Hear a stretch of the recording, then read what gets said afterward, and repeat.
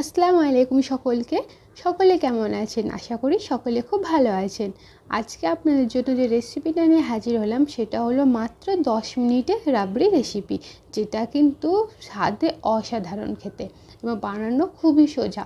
বাড়িতে হঠাৎ গেস্ট এলেও আপনারা ঝটপট এই রাবড়িটা কিন্তু বানিয়ে দিতে পারেন এবং সবাইকে দিতে পারেন, তাহলে দেখবেন তারিফের ঝড় উঠবে।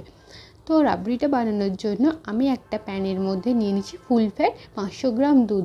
ফুল ফ্যাট দুধটা ব্যবহার করলে রাবড়িটাও খেতে খুব ভালো হয়। এখন আমি দিয়ে দিলাম 1 কাপ চিনি ও হাফ কাপ গুঁড়া দুধ। যদি আপনারা ফুল ফ্যাট দুধ না পেয়ে থাকেন তাহলে গুঁড়া দুধের পরিমাণটা আপনারা একটু বাড়িয়ে দেবেন, হাফ কাপের জায়গায় ফুল কাপ দেবেন, তাহলেও কিন্তু টেস্টে একই রকম হবে।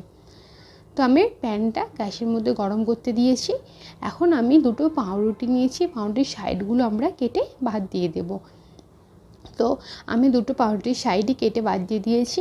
এখন আমরা একটা মিক্সারের মধ্যে পাউরুটিটাকে টুকরো টুকরো করে দিয়ে দেবো, দিয়ে আমরা খুব ভালোভাবে পাউরুটিটাকে একটা পাউডার বানিয়ে নেব। তো ব্যাস, আমি এখন মিক্সারেটা গ্রাইন্ড করে নেব। দেখুন আমাদের একদম পাউরুটির পাউডারটা রেডি হয়ে গেছে, দেখতেই পাচ্ছেন কত সুন্দরভাবে এটা তৈরি হয়েছে। এখানে আমি কিছু পিনাট বাদাম নিয়েছি, এটা আমি হালকা করে ভেজে নিয়েছি। এখন এটা যেহেতু গরম আছে, এটি ঠান্ডা গেলে খোসাটা কিন্তু খুব আসানি ছেড়ে যাবে। আমরা খোসাটা ব্যবহার করব না, খোসাটা ব্যবহার করলে কিন্তু স্বাদে কোনো পরিবর্তন হবে না, কিন্তু দেখতে খুব খারাপ লাগে, তাই আমরা খোসাটা ব্যবহার করব না। তো খোসাগুলো আমি সব ছাড়িয়ে নিয়েছি। এখন আমরা মিক্সারে দিয়ে এটাকেও গ্রাইন্ড করে নেবো। আমরা একদম গুঁড়ো পাউডার বানাবো না, আমরা একটু দানা দানা রাখবো, তাহলে কিন্তু এই রাবড়িটা খেতে খুবই ভালো লাগে। তো ব্যাস, এখন আমরা এটা আমাদের যে ফুটোতে দিয়েছিলাম দুধটা, তার মধ্যে একটা একটা করে অ্যাড করব।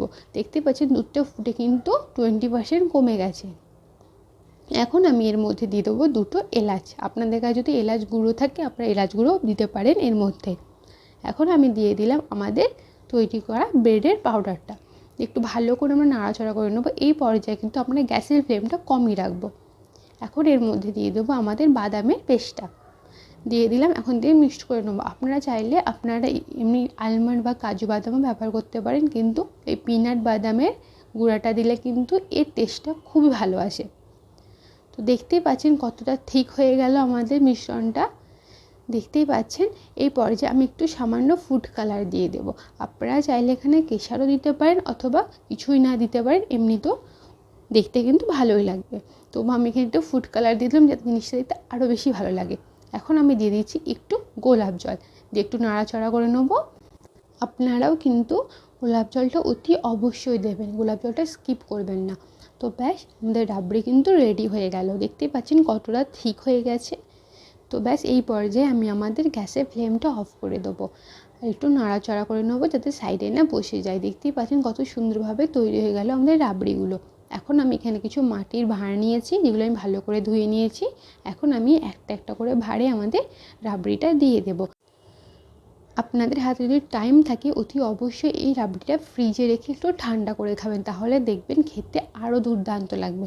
আর বা হাতে টাইম কমও থাকলে আপনারা গরম গরমে সার্ভ করতে পারেন, খেতে কিন্তু খারাপও লাগবে না।